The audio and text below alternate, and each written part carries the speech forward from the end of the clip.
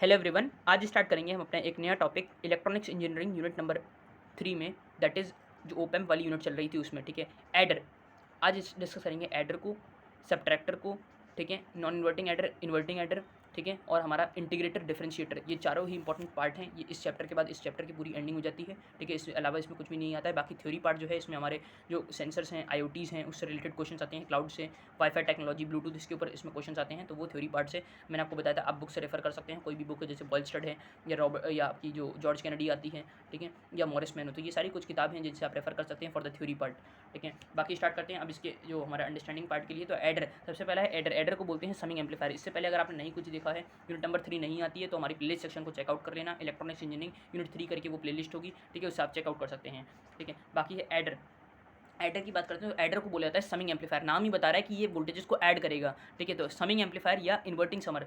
Inverting summer, अब inverting summer क्यों बोला है, अभी सिर्फ अब तक नाम ध्यान रखो, समिंग एम्पलीफायर। इन्वर्टिंग समर को छोड़ दो। इन्वर्टिंग समर एक इसका टाइप है। ठीक है, जैसे कि एडर के दो टाइप होते हैं, एक होता है इन्वर्टिंग और दूसरा होता है नॉन इन्वर्टिंग। इन्वर्टिंग मतलब जब मैंने इनपुट किस पे अप्लाई करा हुआ है, नेगेटिव पे, और नॉन इन्वर्टिंग जब मैंने इनपुट अप्लाई करा हुआ है पॉजिटिव पे। तो जब मैंने नेगेटिव इनपुट पे अप्लाई करा हुआ है, तो मैंने देखो V1 नाम दे दिया, V1 V2 V3 मैंने इनपुट अप्लाई करा हुआ है रेजिस्टेंस के साथ, R1 R2 R3, I1 I2 I3 इनमें से करंट फ्लो कर रहा है। ये मेरा बी पॉइंट है, मतलब that is voltage at point B है। इसको मैंने बी बोल दिया, इसको मैंने ए बोल दिया। ठीक है, IB2 IB1 फ्लो कर रहा है, मेरा IF और ये RF है। ठीक है, अब मैंने आपको बताया था हमेशा ओपन के लिए क्या करते हैं, दो चीज़ें लिखते हैं, पहला कौन सा कंसेप्ट लगा है और आइडियल ओपन के लिए करंट कैसा है। तो आइडियल ओपन के लिए IB2 IB1 कैसा हो जाएगा, जीरो हो जाएगा। क्यों, IB1 equals to IB2 equals to 0 ampere क्यों हो जाता है, इसलिए हो जाता है क्योंकि मेरा आइडियल ओपन में इनपुट रेजिस्टेंस कैसा रहता है, इनफाइनाइट रहता है। तो IB1 IB2 कैसे हो गए, जीरो हो गए।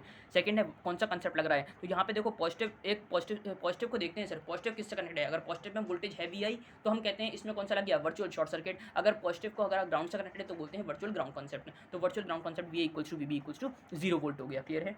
अब इसके बाद क्या करते थे, इसके बाद हम लगाते थे KCL। तो KCL लगाएंगे बी पॉइंट के ऊपर, तो बी पॉइंट पे KCL कैसे लगेगा, I1 I2 I3 ये तीनों के तीनों बी की तरफ आ रहे हैं, equals to IB2 plus IF, I1 I2 I3 equals to IB2 plus IF। IB2 कैसा है, जीरो, तो तो पूरा आंसर कैसे हो जाएगा, I1 I2 I3 IF के बराबर हो जाएंगे, क्लियर है। अच्छा, I1 की वैल्यू कैसे लिखूंगा, मैं इस फिगर को इधर ही एक्सप्लेन कर रहा हूँ क्योंकि अगले पेज पे जाऊँगा तो वो कहीं ना कहीं फिर मुझे फिर से इधर आना पड़ेगा, तो पूरा एक्सप्लेन कर रहा हूँ।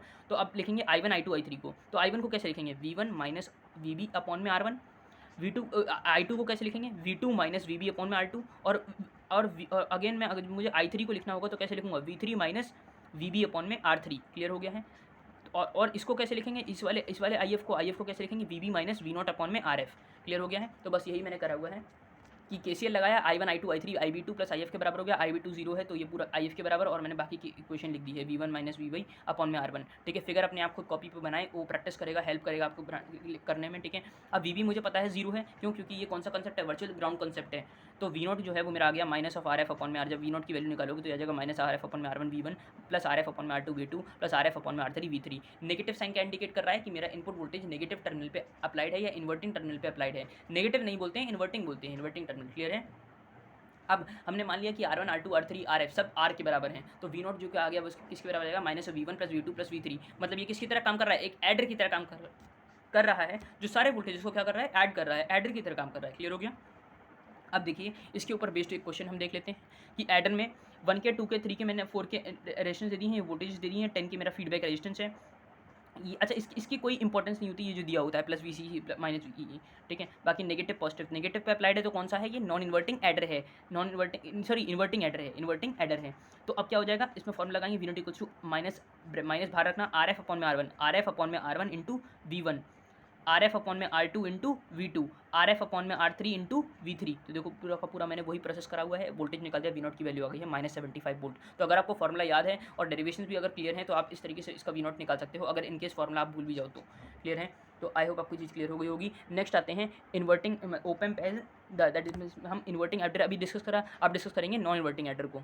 बहुत ध्यान से समझिएगा नॉन इन्वर्टिंग एडर को, क्योंकि नॉन इन्वर्टिंग एडर में मिस्टेक्स हो जाती हैं, क्योंकि इसके बाद जो सब्ट्रैक्टर है या डिफरेंस एम्पलीफायर है तो उसमें भी हम इसी कंसेप्ट का यूज़ करेंगे, तो जरा समझिएगा। यहाँ पे हमने पॉजिटिव पे अप्लाई करेंगे 2 वोल्टेज, क्योंकि ऐड करेंगे तो 2 वोल्टेज को अप्लाई करना ही पड़ेगा, 3 वोल्टेज या 4 वोल्टेज जितने भी अप्लाई करना चाहिए। तो अभी हम 2 को रेफरेंस लेके समझेंगे, ठीक है। तो अब देखिए, तो अब ये मेरा नेगेटिव पे अगेन RF है, एक RF1 रेजिस्टेंस है, लेकिन ये हमेशा किससे कनेक्टेड है, ग्राउंड से कनेक्टेड है। पॉजिटिव वाला मेरा R2 और R3 से कनेक्टेड है, जिसमें मैंने V1 V2 दे दिया है इनपुट वोल्टेजेस। A पॉइंट पे VA है, B पॉइंट पे VB वोल्टेज है, IB1 IB2 करंट फ्लो कर रहा है, क्लियर है। अब देखिए, अब हमने एज्यूम कर लिया 2 इनपुट वोल्टेजेस हमारे पास जो नॉन इनवर्टिंग टर्मिनल पे अप्लाइड हैं, ठीक है, ये होता है। अब IB1 और IB2 कैसे हो जाएंगे, 0 for the ideal op amp due to short circuit concept, क्योंकि पॉजिटिव पे अप्लाइड है तो हम पॉजिटिव पे वोल्टेज अप्लाई हो रहे हैं तो शॉर्ट सर्किट कंसेप्ट लगेगा, VA VB बराबर हो जाएंगे। अब सर्किट को सिंप्लीफाई करने के लिए हम इस्तेमाल करते हैं सुपरपोजिशन थ्योरम का। सुपरपोजिशन थ्योरम में हम क्या करते हैं, एक वोल्टेज को 0 मान लेते हैं, दूसरे की वजह से वोल्टेज है वो निकालते हैं, और एक को फिर जो बचा फिर उसको हम 0 नहीं मानेंगे, दूसरे वाले को 0 मान लेंगे। ये होता है हमारा सुपरपोजिशन थ्योरम में इधर, ठीक है। तो हम ये स्टार्ट करते हैं केस नंबर 1 के साथ।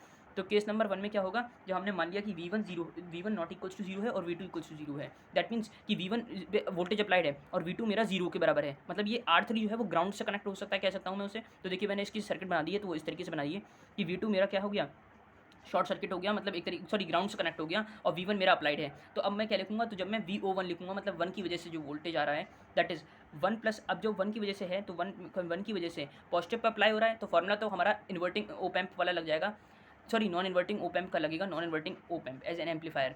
तो 1 प्लस RF अपॉन में R1 इंटू VA हो जाएगा, इंटू VA लिखोगे, इंटू V1 नहीं लिखेंगे, इंटू VA लिखेंगे, और जो VA पे जो वोल्टेज है उसकी क्वांटिटी कैसे लिखी जाएगी, R3 अपॉन में R2 प्लस R3, ये हमारा होता है सुपरपोजिशन का कंसेप्ट। R2 R3 जो ग्राउंड है उसको अपॉन में दोनों का समेशन इंटू V1, क्लियर है, ये इस तरीके से हमारा VA लिखा जाएगा, ठीक है। तो फॉर द, ये कौन सा था हमारा, पॉजिटिव था, that is for the non inverting op amp के लिए फॉर्मूला होता है 1 प्लस RF अपॉन में R1 इंटू VI। अब यहाँ पे VI कितना था, VA था, और VA को कैसे लिखेंगे, R3 अपॉन में R2 प्लस R3 जो ग्राउंड से कनेक्टेड है, R3 अपॉन में दोनों का समेशन इंटू V1, क्लियर हो गया। यहाँ से हमारा VO1 आ गया।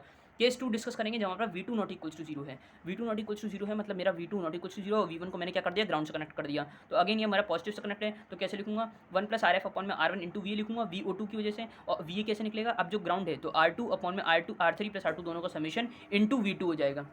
अब देखिए यहाँ से मेरा VO1 आ गया, VO2 आ गया, और V0 क्या है, VO1 और VO2 का समेशन होता है, तो टोटल आउटपुट वोल्टेज हो गया V equals to VO1 plus VO2। अब जब इसमें ऐड करूँगा तो 1 प्लस RF अपन में R1 मैंने कॉमन ले लिया, ब्रैकेट में आ जाएगा V1 R3 अपन में R2 प्लस R3, ठीक है। ये हमारा कहाँ से आया, ये हमारा यहाँ से आया, V1 R3 अपन में R2 प्लस R3 और V2 R2 अपन में R2 प्लस R3 पुट कर दिया, एलसीएम ले लिया, तो हमारे पास ये पूरा फॉर्मूला आ गया for the V0 in the case of non inverting adder के केस में, ठीक है। तो इसके ऊपर क्वेश्चन जल्दी नहीं आते हैं, जनरली आपके जो आते हैं वो आपके आते हैं जो इन्वर्टिंग एडर है, ठीक है, उसके ऊपर आते हैं। तो बस ये फॉर्मूला आपको पता होना चाहिए, क्योंकि एग्जाम में कई बार आता है discuss inverting and non inverting adder, clear है। नेक्स्ट इसके बाद है differential amplifier and subtractor.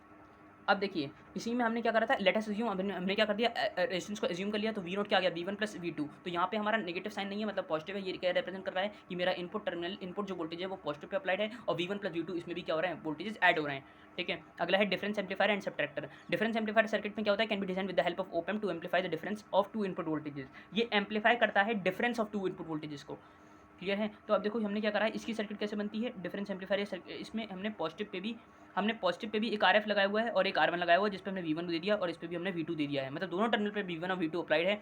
IV2 current flow कर रहा है V2 में, IV1 करंट फ्लो कर रहा है इधर हमारा ब्रांच में, ठीक है, that is in the op amp. VB point B पे वोल्टेज है, VA पॉइंट ए पे वोल्टेज है, RF फीडबैक रेजिस्टेंस है, और V0 हमारा आउटपुट वोल्टेज को रिप्रेजेंट कर रहा है। अगेन इसमें भी क्या करेंगे हम, सुपरपोजिशन थ्योरम अप्लाई करेंगे, जब V1 इक्वल्स टू 0 है और V2 नॉट इक्वल्स टू 0 है। V2 को हमने 0 के बराबर नहीं माना, लेकिन V1 0 हो गया, V1 0 हो गया तो मेरा सिर्फ और सिर्फ VO2 की वजह से वोल्टेज आएगा, ठीक है, जिसको हम 0 नहीं मानते हैं उसकी वजह से वोल्टेज आता है, तो VO2 की वजह से वोल्टेज आएगा, तो वो क्या हो जाएगा, अब ये सिर्फ मतलब ये हमारा पूरा 0 है, ये 0 है, मतलब पॉजिटिव पे कोई भी वोल्टेज अप्लाई नहीं हो रहा है, सिर्फ नेगेटिव पे हो रहा है, तो फॉर्मूला लगेगा इन्वर्टिंग एम्पलीफायर का, इन्वर्टिंग ओप एम्प का। तो क्या होता था, माइनस RF अपॉन में R1, तो माइनस RF अपॉन में R1 इंटू V जो इनपुट वोल्टेज कितना हो जाएगा, V2 हो जाएगा। तो ये हो गया तब जब हमारा V2 नॉट इक्वल्स टू 0 था। अगला केस कंसिडर करेंगे जहाँ पे हमारा V1 नॉट इक्वल्स टू 0 होगा और V2 इक्वल्स टू 0 होगा। तो जब V1 नॉट इक्वल्स टू 0 होगा तो किसकी वजह से वोल्टेज होगा, VO1 की वजह से होगा। तो बस देखो वही मैंने करा है, V1 not equals to 0, V2 equals to 0, VO1 की वजह से क्या हो जाएगा, दैट इज हमारा VO1 की वजह से कैसे निकलेगा, अब पॉजिटिव पर अप्लाइड है तो लिखेंगे 1 प्लस RF अपॉन में R1,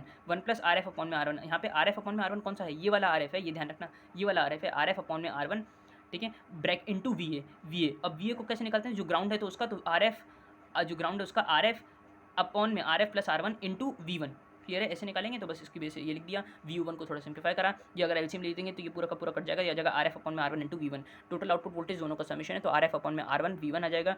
अगेन VO2 की वैल्यू माइनस RF अपॉन में R1 इंटू V2 आ जाएगा। V0 की वैल्यू दोनों का कॉमन ले लेना, तो ये आ जाएगा V1 माइनस V2। तो इसने क्या कर दिया, ये मेरा गेन को रिप्रेजेंट कर रहा है, ये गेन को रिप्रेजेंट कर रहा है, तो इसने गेन ने क्या कर दिया, डिफरेंस को गेन कर दिया, डिफरेंस को एम्पलीफाई कर दिया, डिफरेंस एम्पलीफायर हो गया, ठीक है। तो ये हमारा हो गया in the case of difference amplifier. अब देखो अगर हम एज्यूम कर लें R1 RF को R के बराबर है, तो हमारा क्या बना था RF अपॉन में R1 और V1 माइनस V2, तो V0 क्या हो जाएगा 1 हो जाएगा पूरा का पूरा into bracket V1 minus V2। तो ये क्या कर रहा है सब्ट्रैक्ट कर रहा है वोल्टेज को, तो सब्ट्रैक्टर की सर्किट में कुछ नहीं करना है, RF को R दिखा देना और ये वाले RF को भी R दिखा देना, R1 को भी R1 को भी R दिखा दोगे, क्लियर हो गया है। तो यहाँ से हमारा ये चीज़ क्लियर हो जाती है, इसमें कोई भी डाउट नहीं आना चाहिए। ये फिगर किसकी हो गई सब्ट्रैक्टर की, तो अगर डिफरेंस एम्पलीफायर पूछा जाए सब्ट्रैक्टर पूछा जाए तो पूरा का पूरा यही डेरिवेशन रहेगा सब्ट्रैक्टर में। बस आगे का ये एज्यूम करवा देना कि R1 RF R बराबर है और हमने क्या कह दिया V0 V1 माइनस V2 के बराबर, तो सब्ट्रैक्टर की सर्किट हो जाएगी, सब्ट्रैक्टर की सर्किट बना के आ जाना, क्लियर है। अच्छा इसमें आप ऊपर की तरफ ये भी दिखा सकते हो VCC और यहाँ पे आप क्या दिखा सकते हो VEE, ठीक है। मैंने दिखाया नहीं है तो वो कहीं ना कहीं रिप्रेजेंट नहीं करा है, फिलहाल ये बिल्कुल इस तरीके से हो जाएगा। अगला है integrator circuit. Integrator circuit is defined with the help of op amp bye connecting the capacitor in place of resistance in feedback path. इसमें क्या करते हैं कैपेसिटेंस को कनेक्ट करते हैं, तो देखो कैपेसिटेंस को कनेक्ट कर दिया है फीडबैक पाथ में, क्लियर है। बाकी वैसे का वैसे ही है। तो इसमें क्या करेंगे पहले फिर वही काम, पहला काम क्या है कौन सा करंट हमारे इक्वल्स टू 0 हो जाएंगे, that is for ideal op amp. उसके बाद कौन सा कंसेप्ट लग रहा है, तो पॉजिटिव वाला हमारा ग्राउंड से कनेक्टेड है तो वी हमारा 0 हो जाएगा और वीबी भी हमारा 0 हो जाएगा ग्राउंड कंसेप्ट के अकॉर्डिंग, ठीक है। तो अब हम क्या करेंगे इसमें KCL अप्लाई करेंगे, तो जब KCL अप्लाई करेंगे तो हमारा I1 जो है वो IB2 और IF के बराबर हो जाएगा। हम हमेशा KCL अप्लाई करते हैं नोड बी के ऊपर, ठीक है, एट नोड बी। तो यहाँ पे लिख सकते हो एट नोड बी, क्लियर है। तो I1 जो है वो IB2 प्लस IF के बराबर हो गया।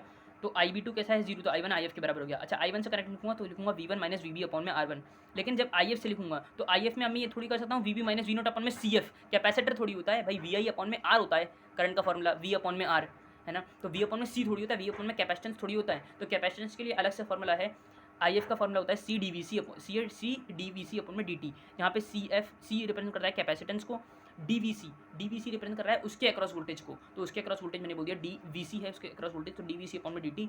अब VB 0 है मेरा, यहाँ पे VB क्या है 0, क्योंकि according to the virtual ground concept है। तो VI माइनस 0 अपॉन में R1 CF DVC, तो VI अपॉन में R1 CF DVC। अच्छा VC को कैसे लिखता हूँ, अगर मैं VC वोल्टेज एट VC को लिखूंगा तो VB माइनस V0 ये तो लिख सकता हूँ, ठीक है। तो दैट इज DVC अपॉन में मैं लिखता हूँ VC को VB माइनस V0, VB कैसा है 0 तो VC क्या आ गया माइनस V0।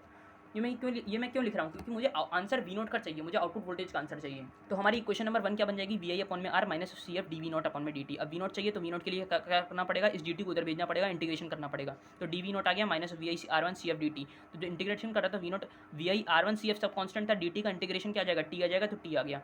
तो it is clear from the above expression that the output voltage is directly proportional to the integration of input voltage. Clear, ये हमारा अबव एक्सप्रेशन से क्लियर हो गया कि आउटपुट वोल्टेज जो था वो हमारा डायरेक्टली प्रोपोर्शन था इंटीग्रेशन ऑफ इनपुट वोल्टेज। तो ये इनपुट वोल्टेज का इंटीग्रेशन ही तो हुआ था, तो दैट इज क्लियर है। तो यहाँ पे अगर मैं एप्लीकेशंस की बात, तो यहाँ पे इंटीग्रेटर सर्किट का कैसे आता है, डायग्राम एक्सप्लेन करने के लिए डायग्राम पूरा बना देना है आपको, और ये पूरा डेरिवेशन कैरी आउट कर देना है आपको। पूरे के पूरे 5 मार्क्स इसमें मिल जाएंगे, 5 मार्क्स में आता है इंटीग्रेटर। नेक्स्ट है इसकी एप्लीकेशन होती है as a low pass filter and analog to digital converter में इसकी एप्लीकेशन है, क्लियर है। अगला है डिफरेंशिएटर में क्या करते हैं, इंटीग्रेटर में क्या करा था हमने फीडबैक रेजिस्टेंस में कैपेसिटेंस लगा दिया था, यहाँ पे जो हमारा R1 था उसकी जगह हम कैपेसिटेंस लगा देंगे, RF को रेजिस्टेंस ही रहने देंगे, ठीक है। उधर हमने अब देखो इधर हमने रेजिस्टेंस लगा दिया, इधर हमने कैपेसिटेंस कनेक्ट कर दिया, बाकी पॉजिटिव पे ग्राउंड कनेक्टेड है और ये हमारा VI हमारा नेगेटिव पे कनेक्टेड है। तो अगेन IB1 IB2 आइडियल ओप एम्प पे VA VB के बराबर हो गया क्योंकि 0 है, क्योंकि पॉजिटिव हमारा ग्राउंड से कनेक्टेड है, वर्चुअल ग्राउंड कॉन्सेप्ट लग गया। I1 करंट अगेन मैं क्या लगाऊंगा KCL लगाऊंगा, KCL एट नोड बी, ठीक है, ये लिख के आना है पेपर में। तो अब क्या करोगे, तो अब नोड बी पे मैंने जब KCL लगाऊंगा तो ये हो जाएगा I1 equals to IB2 plus IF, clear है। तो I1 इक्वल्स टू IF आ गया क्योंकि IB2 0 है। अगेन I1 को कैसे लिखूंगा, अब I1 को मैं VI माइनस VB अपॉन में कैपेसिटेंस नहीं लिखता हूँ क्योंकि VI अपॉन R फॉर्मूला होता है। तो यहाँ पे कैसे लिखेंगे, वैसे लिखेंगे जैसे पिछले बारे में लिखा C1 DVC अपॉन में DT, क्योंकि हम कैपेसिटेंस के अक्रॉस वोल्टेज क्या मान लेंगे DVC, VC मान लेंगे, क्लियर है। IF लिखेंगे तो VB माइनस V0 अपॉन में RF आ जाएगा, ठीक है। अब C DVC अपॉन में DT कर दिया, ये आ गया माइनस V0 क्योंकि VB की वैल्यू 0 है, तो माइनस V0 अपॉन में RF। तो V0 की वैल्यू जब निकालेंगे तो यहाँ पे तो कुछ करना ही नहीं है, सीधे RF को इधर भेजना, इंटीग्रेशन करने की जरूरत नहीं क्योंकि V0 के साथ कोई भी D का या डेरिवेटिव का फंक्शन नहीं है। तो V0 आ गया माइनस RF अपॉन में C1 DVC अपॉन में DT। अच्छा VC को कैसे लिख सकते हैं, जैसे कि ऊपर उसमें भी लिखा था, VC को कैसे लिखेंगे VI माइनस VB, तो VI माइनस VB लिख दिया। VB क्या है 0 है, तो ये आंसर आ गया DVI अपॉन में DT। तो ये आ गया V0 equals to minus RF upon में C1 DVI अपॉन में DT, ठीक है। ये इसके लिए फॉर्मूला आता है फॉर द डिफरेंशिएटर सर्किट, ठीक है। एप्लीकेशन इसकी कहाँ पे है, एप्लीकेशन इसकी हाई पास फिल्टर की तरह और PID कंट्रोलर की तरह। हाई पास फिल्टर में उसकी कहाँ पे थी, लो पास फिल्टर में किसकी, इंटीग्रेटर की as a low pass filter और एनालॉग टू डिजिटल कन्वर्टर इसकी कहाँ पे है, इसकी है हाई पास फिल्टर की तरह और PID कंट्रोलर की तरह। PID होता है प्रोपोर्शनल इंटीग्रेटेड डेरिवेटिव, क्लियर है। इसके बाद अब इसका एक न्यूमेरिकल डिस्कस करते हैं, वो भी इंपॉर्टेंट है, जो हमने एडर के ऊपर नहीं लिया था अभी तक, बाकी इन्वर्टिंग ओप एम्प बफर के ऊपर तो ले चुके हैं पिछली वीडियो में, ठीक है। और अगर ये आपको वर्चुअल ग्राउंड वर्चुअल शॉर्ट नहीं समझ में आया तो इसका मतलब तो आपने पिछला वीडियो नहीं देखा है, वहाँ से क्लियर हो जाना चाहिए था, ठीक है। तो वहाँ पर हमने सब क्लियर करा है। तो अभी तो देखते हैं क्वेश्चन को हम। तो determine the output voltage for the V naught और द वी नॉट नहीं निकालना है, यहाँ पे वी नॉट है, वी वन वी टू है, ठीक है, वी वन और वी टू आपको निकालना है for the output voltage for the given circuit. तो हमने 1 वोल्ट को अप्लाई करा हुआ है पॉजिटिव पे और नेगेटिव हमारा शॉर्ट सर्किट है। बफर को रिप्रेजेंट कर रहा है पहला वाला ओप एम्प, तो हमने लिख दिया for first op amp buffer की तरह रिप्रेजेंट कर रहा है। तो मेरा जो वी ए पे जो हमारा जो ए पे वोल्टेज होगा वो हमने बोल दिया 1 वोल्ट। क्लियर है, ये 1 वोल्ट इस पॉजिटिव में भी जा रहा है, ठीक है। अच्छा ये 1 वोल्ट हमारा इस ओप एम्प में भी जा रहा है, सेकंड और थर्ड ओप एम्प दोनों में जा रहा है। सेकंड ओप एम्प के लिए ये पॉजिटिव किसकी तरह काम कर रहा है, नॉन इन्वर्टिंग ओप एम्प की तरह काम कर रहा है। थर्ड ओप एम्प के लिए ये इन्वर्टिंग ओप एम्प की तरह काम कर रहा है क्योंकि नेगेटिव पे अप्लाइड है। तो मैं जब वी वन निकालूंगा तो वी वन कैसे निकलेगा, minus of R F upon में R one into V A, क्योंकि इन्वर्टिंग ओप एम्प है, इन्वर्टिंग ओप एम्प पे नेगेटिव पे अप्लाइड है, तो क्या हो जाएगा माइनस आर एफ अपॉन में R one into V A into, क्योंकि इनपुट वोल्टेज क्या है वी ए है, into V A that is -10 into upon 1 into 1 -10 volt. तो वी1 की वैल्यू आ गई -10 वोल्ट। तो वी1 की वैल्यू तो निकाल दी। अब वी2 के लिए क्या करना पड़ेगा, पहले मुझे इस ओप एम्प से आउटपुट वोल्टेज निकालना पड़ेगा, ये ओप एम्प फिर इसको आउटपुट वोल्टेज दे रहा है और फिर वी2 आएगा। तो अब जब इसके लिए निकालेंगे तो वी बी कैसे निकलेगा, ये पॉजिटिव से कनेक्टेड है, मतलब इन नॉन इन्वर्टिंग टर्मिनल है, तो फॉर्मूला लगेगा 1 प्लस आर एफ अपॉन में आर वन। ये क्या होता था, आर एफ अपॉन में R one into V A that is V आ जाएगा। तो 1 प्लस आर एफ अपॉन में R one into V A कर दिया है, तो 1 प्लस आर एफ अपॉन में R one into V A की वैल्यू कितनी आई थी 1 वोल्ट, क्योंकि बफर था वो तो 6 वोल्ट आ गया। तो वी बी की वैल्यू कितनी आ गई 6 वोल्ट है। अब अगर आप फोकस करो तो वी बी पे जो 6 वोल्ट है ये 1 किलो ओम और ये 1 किलो ओम, इधर भी वोल्ट है इधर भी वोल्टेज है, ये कैसा हो गया, नॉन इन्वर्टिंग एडर हो गया क्योंकि नेगेटिव पे अप्लाइड है वोल्टेज, ठीक है। तो कौन सा फॉर्मूला लग जाएगा, minus of R F upon में R one into V one plus मतलब ब्रैकेट में ही चल रहा है सब, आर एफ अपॉन में R one into V one, दूसरा आएगा प्लस आर एफ अपॉन में R two into V two. Clear है, तो ये फॉर्मूला हम अप्लाई कर देंगे, तो आर एफ अपॉन में R one into V one आ गया, आर एफ अपॉन में R two into V two आ गया। हमने फॉर्मूला अप्लाई करके वी टू की वैल्यू क्या कर दी -70 वोल्ट, इसका आंसर आ गया। तो वी वन की वैल्यू आ गई, वी टू की वैल्यू आ गई। इस तरीके से हमारे क्वेश्चन सॉल्व होते हैं। तो यहाँ पे बफर भी दिखा दिया मैंने आपको, एडर भी दिखा दिया। क्लियर है, तो आई होप अब आपको इसमें कोई भी डाउट नहीं आया होगा। इसके अलावा कोई भी अगर जैसे इससे पहले डेरिवेशन में कोई डाउट हो तो आप पूछ सकते हैं हमसे कमेंट सेक्शन में। आज के लिए इसमें इतना ही रखते हैं। Thanks for watching, have a nice day. और इसी के साथ हमारी यूनिट कंप्लीट हो गई है, इसमें कुछ भी और एक्स्ट्रा नहीं बचा है।